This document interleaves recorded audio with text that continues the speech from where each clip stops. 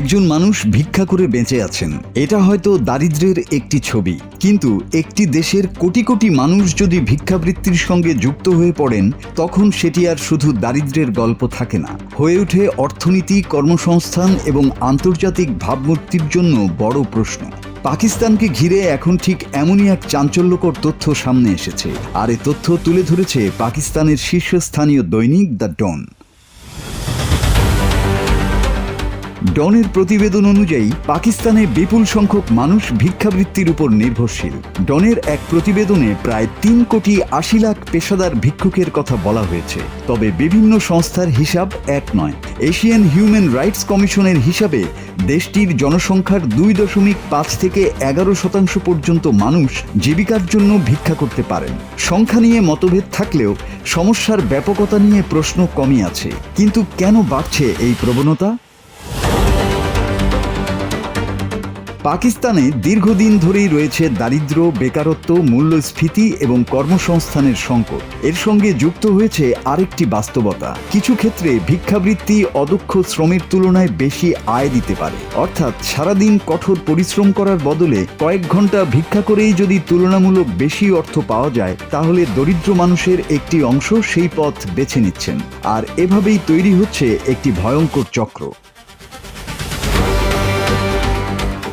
শুধু বড়রাই নন, পাকিস্তানের প্রধান শহরগুলোর রাস্তায় বিপুল সংখ্যক শিশুকেও ভিক্ষা করতে দেখা যায়। ফলে দারিদ্র্য থেকে বেরিয়ে আসার বদলে নতুন প্রজন্ম একই চক্রে আটকে পড়ার ঝুঁকিতে রয়েছে। তবে সমস্যাটি এখন আর পাকিস্তানের সীমানার মধ্যে সীমাবদ্ধ নেই। ये साले हमारे पाकिस्तान का नाम बदनाम कर रहे हैं। इधर देखो भाई, इधर एक मिनट तेरी वीडियो बना रहा हूँ मैं।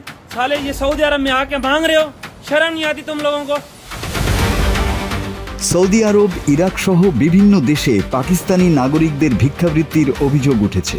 পাকিস্তানের স্বরাষ্ট্রমন্ত্রী মহসিন নকভি সংসদে জানিয়েছেন, গত 2.5 বছরে সৌদি আরব ও অন্যান্য উপসাগরীয় দেশ থেকে 44,000-এরও বেশি পাকিস্তানি ভিক্ষুককে ফেরত পাঠানো হয়েছে। শুধু গত 16 মাসে সৌদি আরব 5,000-এরও বেশি পাকিস্তানি নাগরিককে বহিষ্কার করেছে।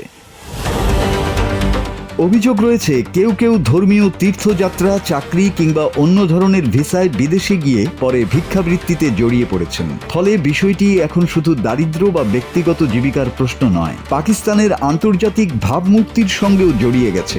তবে একটা বিষয় মনে রাখা জরুরি, পাকিস্তানের প্রতিটি ভিক্ষুককে প্রতারক বা অপরাধী হিসেবে দেখার সুযোগ নেই। এর পেছনে রয়েছে দারিদ্র্য, বেকারত্ব, সামাজিক বৈষম্য এবং কর্মসংস্থানের অভাবের মতো বাস্তব কারণ।